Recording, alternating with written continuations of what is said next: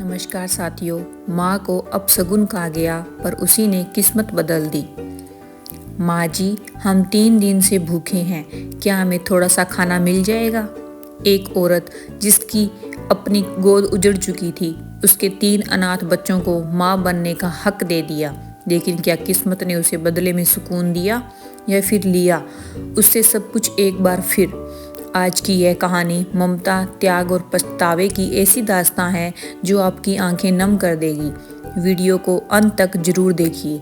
माँ जी, 3 दिन से कुछ खाया नहीं है, क्या थोड़ा सा खाना मिल जाएगा? फुटपाथ के किनारे ठेले पर खड़ी उस औरत ने बिना कुछ सोचे तीनों बच्चों की ओर देखा। उनकी आंखों में भूख नहीं, बेबसी थी। वह मुस्कुराई और बोली, आज भी मिलेगा बेटा, और जब तक ये हाथ चलेंगे रोज मिलेगा। किसे पता था कि वही 3 भूखे बच्चे एक दिन उसकी किस्मत बदलने वाले हैं। शांतिपुर की संकरी गलियों में एक साधारण सा घर था। दरवाजे पर हर मौसम में लिपटी रहती थी चमेली की बेल। उसी घर में रहती थी राधा अपने पति हरीश के साथ। हरीश एक प्राइवेट ऑफिस में मामूली क्लर्क था, कम बोलने वाला मगर दिल से बहुत बड़ा। शादी को 5 साल हो चुके थे। प्यार था लेकिन आंगन सूना था। हर शाम राधा खिड़की से बच्चों को खेलते देखती और चुपचाप अपनी गोद पर हाथ रख लेती। उसकी आंखों में वो खालीपन था जिसे शब्द नहीं भर सकते।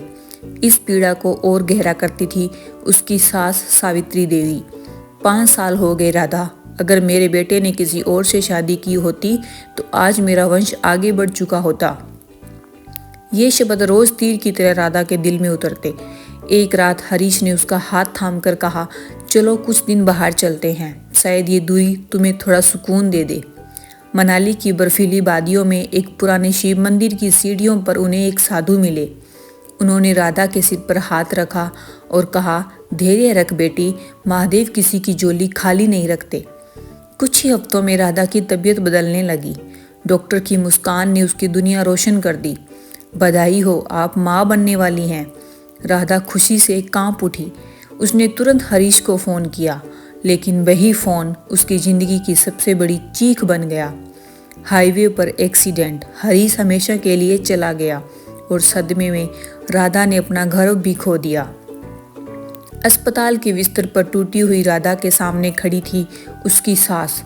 तू अपशगुन है, मेरे बेटे को खा गई, इस घर में तेरा कोई हक नहीं। 3 दिन बाद राधा सड़क पर थी, अकेली, टूटी हुई, बेघर। लेकिन आंसुओं से पेट नहीं भरता। हरीश की यादों को ताकत बनाकर राधा ने एक छोटा सा ठेला लगाया, राधा की रसोई। दिन रात मेहनत, अपमान, धक्के, पर वो रुकी नहीं। एक शाम 3 छोटे बच्चे ठेले के पास खड़े थे। 3 दिन से भूखे हैं। राधा का दिल कांप गया। उसने उन्हें खाना खिलाया और उस दिन पहली बार उसे लगा उसकी सूनी कोख भर गई। उसने उनका नाम रखा सूरज, आकाश और पवन।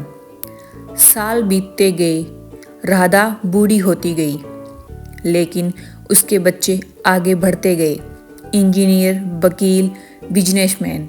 लेकिन किस्मत ने फिर परीक्षा ली। एक झूठ, एक साजिश, और बच्चे अपनी माँ को छोड़ गए। राधा फिर अकेली रह गई।